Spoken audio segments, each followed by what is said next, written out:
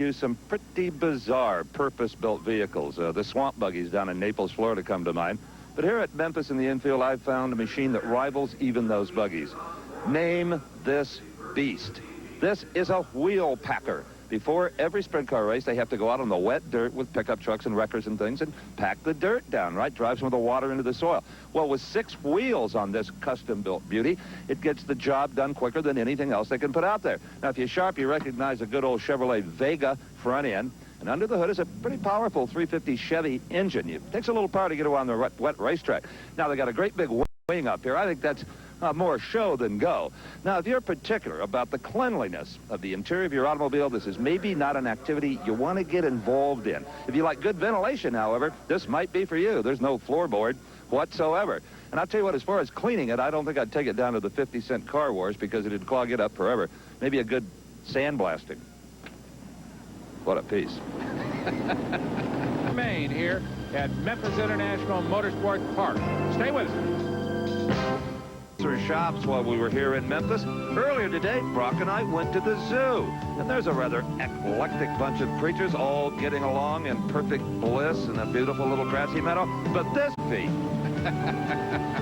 Yeah, he's cooling off a little bit, but I'll guarantee you things are going to warm up a whole lot right here as 24 of the fastest, hardest riding race car drivers in the world get ready to go at the Tennessee Clash. Amen. And the folks are on their feet. The traditional 4 abreast Outlaw start coming down the front straightaway. Folks really love that, Steve. Oh, yeah, well, for years I've been lobbying with the Outlaw officials to start the race like this. But the driver said if I did that one more time, they were going to pitch me over the wall. That's right. So up front, Sammy Swindell, Bobby Davis Jr., 2 local drivers, 2 of the best. And Steve Kinser, Mike Ward in the second row. So we're going to have a bunch of folks going in the lead right away. Remember, we saw Andy Hillenberg. He'll start up front. Dave Blaney, who's run so well, he's going to start back a little bit. Jeff Swindell in row 7. He's got some work ahead of him to get up among the leaders. But Terry McCarl, Greg Woolley, they ran well in the heats. So, yeah, they're spread. Good drivers are spread throughout this field, Steve. And Steve Kinser may be in an old used car, but if he can finish all in the top 10 or so, he will clinch yet another Outlaw world title. Absolutely. Just as we said earlier, the winningest driver in the history of sprint car racing, and many, many people feel the finest driver of all time on the dirt. Bobby Davis Jr. trying to get comfortable in that machine, making sure for one last time that he is belted in as tight as is possible. As so tight that it hurts. That's right. Now they're back down in that 2 abreast formation, which is the traditional starting formation, down the back straightaway from our high camera, heading down into turn number 3. Swindell and Davis, number 1 and number 10, will lead them off the corner. The green is out, and we've got a start. A perfect start for the black number 1 car, Sammy Swindell. Bobby Davis Jr. goes low. Steve Kinser goes high. May get around Davis for second. No, he does not. He did not hook up there.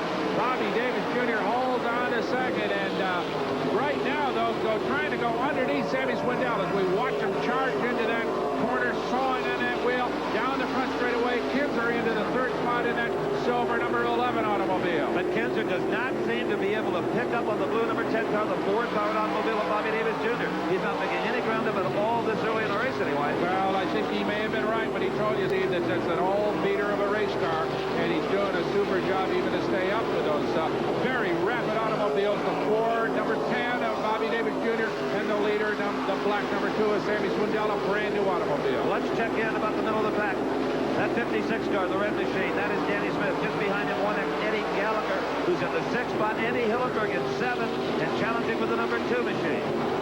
All right, Dave Blaney in the 48 has blown past Andy Hillenberg in the black 2 to take over that 7th spot, and now begins to move in on the number 1 car of Eddie Gallagher to challenge for the 6th spot. So down the back straightaway.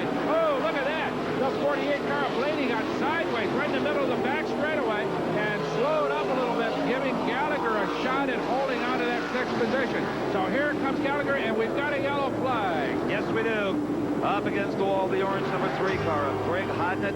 He's got a flat left rear tire, among other things. It'll take a while for the wreckers to get out there and rest. The Flash is under caution as the crews clear away the slightly damaged automobile, Greg Hodnett. And Steve Evans, very little has actually changed in the leaderboard since the green flag fell. Swindell, Davis, Kinser and Ward are in the top four. That's exactly how they started. The green flag is already out, and they're only on the backstretch.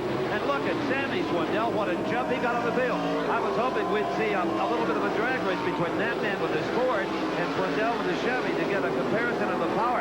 But Swindell was on the power so quick we didn't have it. Right. There you watch Bobby Davis Jr. in the blue 10 coming down the back straightaway, trying to make up that lost ground. And there's Danny Smith in the red 56, who got a terrific restart and jumped by both Kinser and Ward to take over that third spot. There is Kinser, who has fallen back a little bit, Steve. He's now in fifth spot, being challenged by Eddie Gallagher in the white number 1. So something appears to be amiss in Steve Kinser's automobile. He just isn't running like he was. No, this is not the picture-perfect drive you expect from Steve Kinser. We've been spoiled, I guess, over the years. There's something going on there. Right. Eddie Gallagher has now moved right past him into that fifth position. So Eddie Gallagher running well. Look at this. Bobby Davis Jr. down the back straightaway is waving to his crew. He's slowing up. He is going to bring that car into the pit spot, and they're going to put out a yellow because he is slowing there on the racetrack. So the yellow flag has come out. The 10 car coming into the pit area. He knows what's wrong. The crew waiting to try to find out themselves. Well, the car is apparently under no power at this point. No smoke, no sign of any engine blowing. The tires are all up and in good shape. So he's either broke something in the chassis or else he's got some serious engine problems. He is now, he's frantic. Sitting on the entrance of the pits and right off turn number 4. Here comes his crew. He's out of fuel, Brock. Too many cautions. He must have started with a light load. They are trying now to get him pushed into a position where they can put a can of methanol in that race car to get him underway again. Well, Brock, as you say, they're so weight conscious with these machines, and the lighter the car, the quicker it is. They'll run just enough methanol, alcohol in that tank, to what they figure it'll take to run the necessary laps. But there have been so many cautions. Look at this. They're going to red flag this race and let everybody put fuel in the car. If Bobby Davis Jr. is short on fuel, or out of fuel in his case, then everybody else has just about got to be too. Well, that seems to be a fair way to go about doing it, as everybody comes to a stop and their crews will load them up with methanol. And now let's go to Steve with Bobby Davis Jr.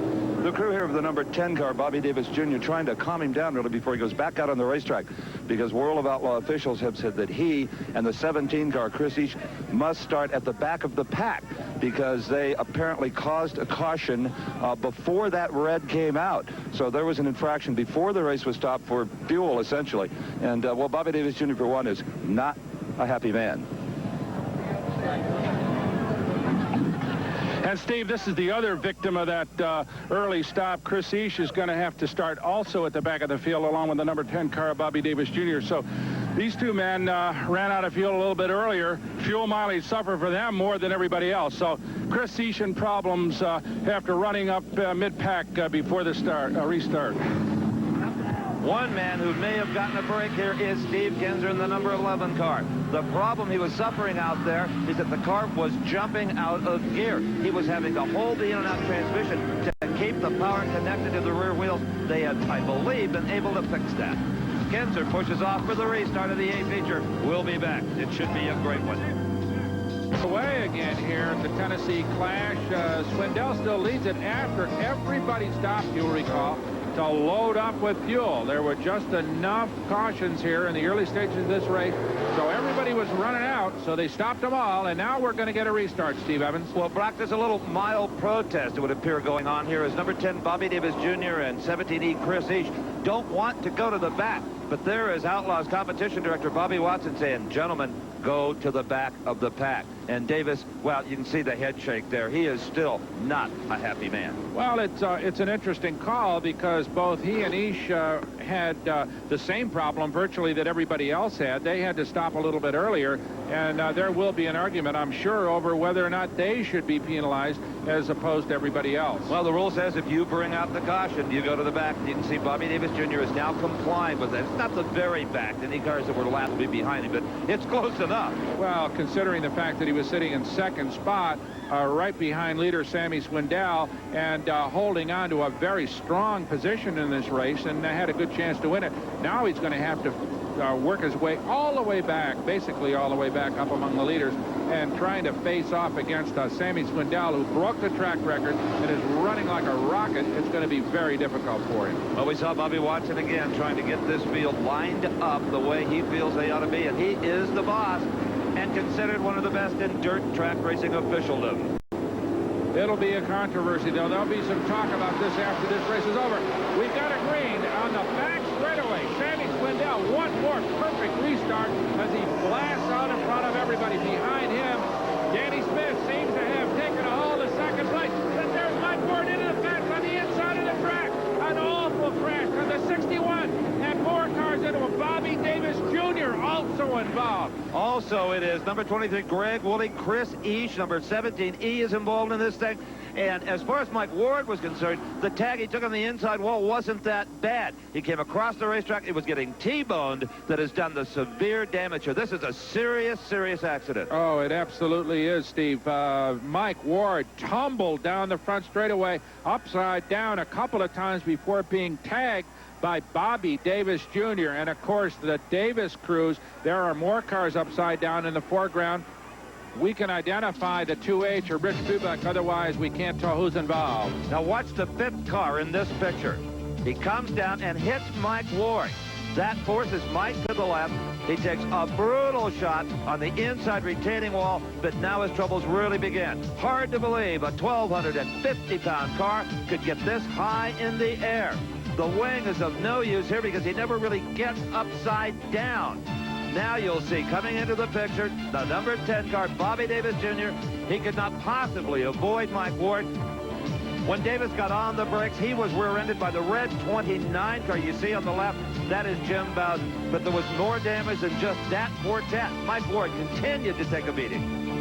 He's the one that was hit the hardest and the one we're most concerned about at this particular moment, he and Bobby Jr. Let's take one more look at it as we watch Ward tumbling down the front straightaway toward turn number 1. This cluster of cars coming right in behind him. There's the 29 car getting up on top of the 10 car of Bobby Davis Jr. That's Jim Bowden. And once more impacted is the 61 car of Mike Ward. And finally, Chris Eash in the 17E crashes into the whole lot. A really rugged collision. And let's hope everybody walks away all right. Notice, too, on the left side of your screen that 4 other cars are also tangled up. That's Bubeck, Kenny Conrad, Greg Hodden, and Greg Woolley. They are not as seriously damaged. Now, here is an extraordinary view of this crash. Here is Bobby Davis Jr. trying to slow down and is hit from the rear by Jim Bowden. Terrific impact. But now, let's go down to Steve at the scene of the crash. Well, Brock, you hear the roar of the crowd behind me? It's because Mike Ward of Memphis, Tennessee is crawling up of this demolished sprint car. He was unconscious momentarily. They had put a neck brace on him. They were lifting him out. He came to, grab the neck brace, threw it away. Oh, these men are so very, very tough. He's obviously shaken, and I'm sure he'll go to the hospital. But as you can see, he's moving under his own power. Right now, let's go to Brock with Bobby Davis Jr. Well, Steve, I'm probably with the most disappointed young man in the place right now. Bobby Davis Jr., of course, back at the back of the field after running in second spot, then involved in that crash. I guess most important of all, though, Bobby, are you all right? Oh, sure. I'm okay. You know, that number 10 car is real safe, and I just hope all the other drivers are okay. Everybody seems to be all right. Exactly what happened? I know you were trying to run up through the field, obviously, to get back. Well, like when we was riding around there, this Memphis racetrack has got a problem with the draining on the front straightaway, and the water just runs down on the front straightaway. Well, the reason it just took a left right into the fence way in front of me. And he was flipping way up in the air, and I was trying to dodge him, and then I was done slowed down and everything, and I guess the guys behind me never even seen him or nothing, and they just started hitting me, and I hit Mike, and it just kept on like a chain reaction. Well, unfortunately, it's what happens in this kind of competition every once in a while. The most important thing is that you're all right. We know you'll come back and get up front again, but once again, we're sorry you're out. Okay, thank you. Yes, sir. Okay, Brock, good to see that Bobby Davis Jr. is indeed okay. His number 10 sprinter, well, it's a pretty tough old girl itself. It'll be repaired and race again. Stick with us. We'll be back with a restart of the A-Maze. Memphis area may have in their own way contributed to the crash that we just saw involving Ward and Bobby Davis Jr. and others. Steve, file this report on that problem. We've talked about the tremendous rains that came through here last night. Well, their effect is still being felt. And that is what Bobby Davis Jr. was talking about. There's places on the racetrack, like right there coming out of turn one, a bit before the start-finish line, that are damp. And they get damp during caution flags when there's not enough friction from the tires to keep it dry. And also, of course, during that long red stop, the fuel stop. Now, the officials here have sprinkled down there and in other places a white chemical powder. It's called potassium chloride. And they hope that that will dry that up and prevent another incident from happening because of the water that is weeping out of those drains. All right, the field is now single file, getting formed up for a restart here. Sammy Swindell continues to lead it. Danny Smith. Eddie Gallagher, one of the local guys, running in third spot. Kinser, having fallen back from third place down to fourth, sits there, ready to go for a restart. They're on the gas on the back straightaway. And Sammy Swindell is gone like a rocket. It should be interesting here now, Bob, to watch the 11 car, though, of Steve Kinser, now that they've got that in-and-out box problem fixed, and he can drive with both hands. Right. Eddie Gallagher challenging and taking second spot from Danny Smith, who goes way high in the 56. And look at Kinser drive underneath them both. A fantastic pass by Steve Kinser. But Eddie Gallagher comes right back at him, trying on the low side to get back into that second spot. And here's the red car of Danny Smith, the 56 machine down low, and he takes the third position away from 1X Eddie Gallagher. And that is sprint car racing at its best. Every lap is an improvisation by these drivers. There's no perfect line around here. You just take the best way you can find. Now Danny Smith high, Gallagher low, but Smith seems to have taken hold of that position as Gallagher falls back a little bit. So Smith in third, up in front of him is Steve Kinser and Sammy Swindell. And you want to see an artist at work? There he is, Sammy Swindell, the master of this machine tonight. What a brilliant job he's done in front of the hometown fans. Well, he's just been absolutely unchallenged on every lap he's run, including his qualifying lap. He has dominated here tonight, and of course, being from just outside Memphis in Bartlett, Tennessee, he is terribly popular here. Let's take a look at how big a lead he actually has. There's Sammy Swindell. He is in the lead. Just exited your picture. And there is the second place driver, the number 11 car of Steve Kinser. The way it's going right now, Swindell's motor would have to fall out of his car for Kinser to catch it. Oh, yeah, this is like 5 laps in a super speedway race. These cars are so closely matched that half a straightaway lead is almost impossible to get. As we've got the final lap coming up, Sammy Swindell, there is Steve Kinser, almost hopeless job ahead of him to try to run down this man who could almost toe-tone as he slides into turn number 3, off turn number 4. Ahead of him lies the checkered flag and victory in the Tennessee Clash. And even in the final lap, Sammy Swindell putting on a show for the band. There is Steve Kinser finishing number 2. Swindell got it a little more sideways than maybe he needed to practice in case anybody was taking a picture. You can be sure a bunch of folks in the stands used up their flash bulbs tonight because it was a great show on the part of the local favorite, Sammy Swindell. There they are, folks cheering him on. Swindell, Steve Kinser, Danny Smith, Eddie Gallagher, the local guy, and Jeff Swindell, Sammy's brother, moves into the 5th spot at the end. Rounding out the top 10, interesting, Chris Eash and Greg Woolley, both of whom were involved in that crash, recover to finish 7th and 10th. And now let's go to Steve with the winner. Well, in a race full of bizarre events, only one thing remained constant, and that was this man, Sammy Swindell, who led every lap. Congratulations, Sam. It was a tough night's work. Yeah, it was pretty long. Yeah, it's like, I don't know, maybe they'll call this 24 hours of Memphis or something. An endurance race. You know, when you would hit those wet spots where the drains were weeping water down on the track, you could hear the engine RPM come up as the rear tires were spinning. Yeah, it got real bad when we'd have the reds. You know, the water would run out, and, you know, there wasn't anybody out there to keep it packed in, and it got pretty bad, you know, on some of the starts. And there was one time I thought it was good enough up there. I moved up and, well, about lost it.